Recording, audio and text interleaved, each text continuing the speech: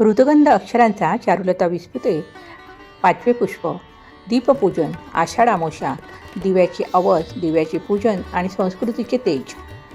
तमसो मा ज्योतिर्गमय, हाच संदेश देई दिव्याची ही रात्र. अंधार दूर सारून उजळवते ज्ञानाची नवी प्रभात. आषाढाच्या घनघोर अंधारात प्रकाशाची हीच खरी पूजा. संस्काराचा हाच वारसा जो उजळवतो घराघराचा गाभा. आषाढ महिन्याची ती काळोखी, संथ आणि नादमय रिमझिम पावसाची अमावस्या उजाडली की लहानपणी घरातील वातावरण एका वेगळ्याच चैतन्याने, उत्साहाने आणि अलौकिक मांगल्याने भरून जायचे. आषाढ महिन्याभरात आकाशात दाटून आलेले काळे कुट्ट ढग आणि सतत बरसणारा पाऊस आणि वातावरणात पसरलेला एक प्रकारचा मंद अंधार दूर करण्यासाठी जणू ही दीप अमावस्या किंवा दिव्याची आवस मोठ्या श्रद्धेने साजरी केली जायची. निसर्गातल्या, वातावरणातल्या आणि मनातील अंधारावर मात करून ज्ञानाची आणि चैतन्याची, प्रकाशाची पूजा करण्याचा हा सण मनात एक अनोखा आत्मानंद निर्माण करायचा. लहानपणी या दिवशी सकाळी उठल्यापासून घरात एकच घाई गडबड असायची. आई घरातील धातूचे सगळे दिवे, समया, निरंजन, लांबण दिवे, पितळी, तांब्याची नक्षीदार भांडी आणि पणत्या एकत्र करायची. आजीच्या मार्गदर्शनाखाली आम्ही मुलेही तांब्या पितळ्याचे दिवे चकचकीत करण्यासाठी उत्साहाने पुढे यायचो. चिंच, पितांबरी, दही लावून हे सगळे दिवे लख्ख घासले जायचे. जेव्हा ते सर्व दिवे सोन्यासारखे चमकू लागायचे तेव्हा ते पाहून आम्हा मुलांना खूप आनंद, समाधान गगनात मावत नसे. दुपारी आजोबा आम्हा मुलांना जवळ बसवून या दिवसाचे सूक्ष्म संस्कार आणि गूढ महत्त्व अतिशय प्रेमाने समजावून सांगायचे. ते म्हणायचे, मुलांनो, दिवा हे केवळ तांबे, पितळ किंवा मातीचे साधन नाही. दिवा हे ज्ञानाचे, मांगल्य, पवित्रता आणि सकारात्मकतेचे साक्षात प्रतीक आहे. दिव्याची ज्योत ही नेहमी वरच्या दिशेने म्हणजे ऊर्ध्वगामी प्रज्वलित होते. ती आपल्याला आयुष्यात सतत प्रगतीच्या, सत्याच्या आणि सत्कर्माच्या दिशेने चालण्याचा अमूल्य संदेश देते. आपण देवापुढे आणि घरात दिवे लावतो कारण तो आपल्या आयुष्यातील अज्ञानाचा आणि निराशेचा अंधार दूर करू लागतो. म्हणूनच या दिवशी या घरातील सर्व दिव्यांविषयी, प्रकाशाविषयी मनःपूर्वक कृतज्ञता व्यक्त केली जाते. संध्याकाळ झाली की आई पूर्ण घर स्वच्छ करून हॉलमध्ये एका लाकडी पाट मांडायची. त्यावर ते लख्ख घासलेले, सोन्यासारखे चमकणारे सगळे दिवे रांगेत आणि शिस्तीने सजवले जायचे. आईच्या हातातील सुग्रास प्रसादाची म्हणजेच कणकेच्या उकडलेल्या गोड दिव्याची आणि पुरणाच्या दिव्याची खास तयारी असायची.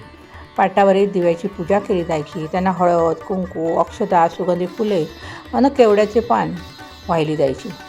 जेव्हा हे सगळे दिवे तुपाच्या आणि तेलाच्या वातीने एकाच वेळी प्रज्वलित केले जायचे तेव्हा तो दिव्याचा प्रकाश घरातील प्रत्येक कानाकोपरा उजळून जायचा. त्यानंतर आई आम्हा सर्व मुलांना ओवाळायची आणि देवाला त्या गोड कणकेच्या दिव्याचा नैवेद्य दाखवून सर्व कुटुंबाला प्रसादाचे वाटप केले जायचे. काळाच्या ओघात काचेचे लॅम्प आणि विजेचे दिवे घराघरात आले, पण पणती आणि समईच्या ज्योतीचे स्थान मात्र मनात अढळ राहिले. आजच्या या आधुनिक युगातही अंधाराकडून प्रकाशाकडे जाण्याची वाट, तीच दिव्याची पूजा आजही दाखवते संस्काराची खरी वाट. कालच्या या आठवणींच्या समृद्ध पटलावरून आणि हिंदोळ्यावरून मी आजच्या वर्तमानात आले. आजही तीच आषाढ अमावस्या होती. बाहेर पावसाची संथ आणि शांत धार चालू होती. घरातील देवाऱ्यासमोर आणि हॉलमध्ये मी दीपपूजनाची संपूर्ण तयारी केली होती. पितळी, समया आणि निरंजनच्या ज्योती मंदपणे पाजळत होत्या आणि धूपदीपाचा सुहास घरभर दरवळत होता. मी माझ्या नातवाला जवळ घेतले, त्याच्या कपाळावर गंध अक्षराचा टिळा लावला आणि उकडलेल्या कणकेचा गोड दिवा त्याच्या हातात ठेवला.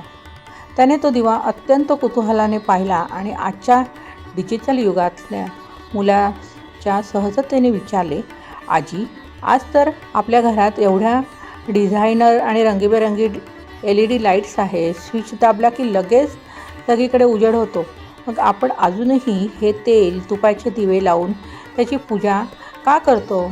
What is the reason behind this?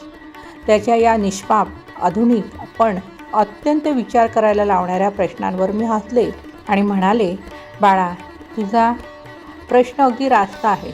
विजेचे हे आधुनिक दिवे आपल्याला फक्त बाह्य उजेड देतात, ज्यामुळे वस्तू दिसतात, पण पणती आणि समई हा पारंपरिक दिवा आपल्याला आत्मिक शांतता, मनःशांती आणि निसर्गाशी जोडणारा प्रकाश देतो. दिव्याची ज्योत आपल्याला शिकवते की स्वतः जळूनही इतरांच्या आयुष्यात प्रकाश कसा पाडायचा आणि अंधाराला कसे दूर सारायचे. आजच्या शास्त्रीय भाषेत सांगायचे तर दिवा हे घरात पॉझिटिव्ह एनर्जी आणि सकारात्मक ऊर्जा निर्माण करायचे उत्तम साधन आहे.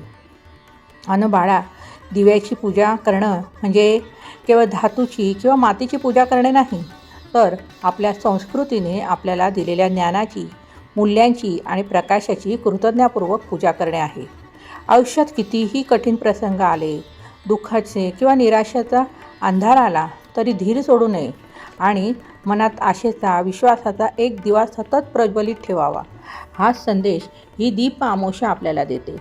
माझे बोलणे ऐकून नातवाच्या चेहऱ्यावर एक समजूतदार, तृप्त आणि सुंदर हास्य उमटले. त्याने पाटावर तेवणाऱ्या त्या तेजोमय दिव्याकडे पाहिले आणि अतिशय नम्रतेने हात डोके टेकवले. त्या क्षणी माझ्या मनात जाणीव झाली की तंत्रज्ञानामुळे आपले राहणीमान कितीही बदलले, तरीही आपल्या परंपरेत पेरलेली ही प्रकाशाची, ज्ञानाची आणि कृतज्ञतेची मुळे अजूनही आपल्या कुटुंबात तितकीच भक्कम आणि जिवंत आहेत. कालच्या आजोबांच्या काळातील दिव्याचा तोच तेजोमय प्रकाश, तीच संस्कृती आणि तीच निष्ठा आज माझ्या मुलाच्या आणि नातवाच्या रूपाने पुढच्या पिढीकडे अखंड प्रवाहित होत आहे. धन्यवाद.